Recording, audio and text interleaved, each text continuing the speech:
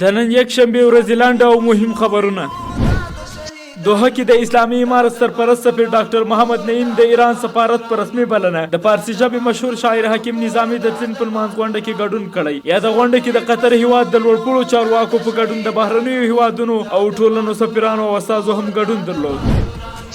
پرون د تورخم له لارې 26 د سپین بولدک له لارې 450 د پکتیکا د انګور اډې له لارې یوه او د ورېښمو پلې له لارې 18 کورنۍ هیواد ته راستنې شوي دي. دغه راز 211 راستنه شویو ته وړیا سیم کارټونه ویشل شوي او 14 کورنۍ خپلو سیمو ته لیږدول شوي. د قندهار ښاروالۍ مسؤلین وایي چې په راتلونکي 1403 کال کې پلان لري چې د ښار په بېلابېلو برخو کې 460 میلیونه افغانیو په لګښت اساسي او مهمې پراختیایي پروژې پلي کړي چې ورسره به د قندهار ولسونو ته په بېلابېلو برخو کې ډېرې اسانتیاوې رامنځته شي. په تېرو 2 میاشتو کې د خوست په مرکز او ولسوالیو کې 115 لسپکې او درنې وسلې کشف شوي دي.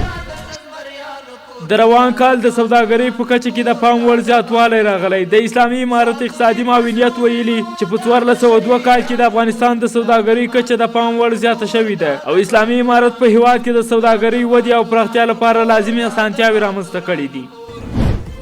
د ګرځندوی 2 سترو برتانوي شرکتونو ځینو رسنیو ته ویلي چې افغانستان ته د بهرنیو ګرځندویانو د تګ غوښتنې د پخوا په پرتله 2 برابر زیات شوي دي. د کلیو د بیا رغونې او پراختیا وزارت په زابل ولایت کې د څه باندې 3 میلیونه افغانیو په لګښت د اوبو د یو کوچني بند یعنې چک ډیم د جوړېدو خبر ورکړی دی.